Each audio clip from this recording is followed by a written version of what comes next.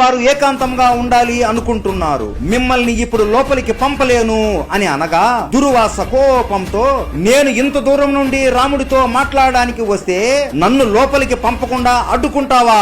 ఇప్పుడు కాని నన్ను నీవు లోపలికి పంపకపోతే అయోధ్య మొత్తాన్ని కాల్చి బూడిద చేసేస్తాను అని అంటాడు. లక్ష్మణుడికి ఏం చేయాలో అర్థం అవ్వక, ఇప్పుడు లోపలికి నేను వెళితే నాకు మాత్రమే మృత్యుదండన కలుగుతుంది, లేదంటే దుర్వాస మహర్షి మొత్తం అయోధ్యాన్ని కాల్చేస్తాడు అని ఆలోచనలో పడి అయోధ్య ప్రజలకు కాపాడడం కోసం తన ప్రాణం కూడా లెక్క చేయకుండా లోపలికి వచ్చి దుర్వాస మహర్షి వచ్చాడు అని చెబుతాడు. లక్ష్మణుడు లోపలికి రావడం చూసిన రాముడు బాధతో కృంగిపోతాడు. అయ్యో లక్ష్మణ, ఎంత పని చేశావు నువ్వు, నీకు తెలియదా లోపలికి వస్తే ఏమి జరుగుతుందో అని? ఇప్పుడు నిన్ను నేను చంపాలి అని బాధపడతాడు. రాముడికి ఏం చేయాలో తెలియక తన గురువైన వశిష్ఠ మునిని అడుగుతాడు. రామా, నువ్వు లక్ష్మణుడిని చంపనక్కరలేదు, ఎప్పుడు నీ పక్కనే ఉండే లక్ష్మణుడు నీకు దూరంగా ఉంటే అది అతనికి మరణం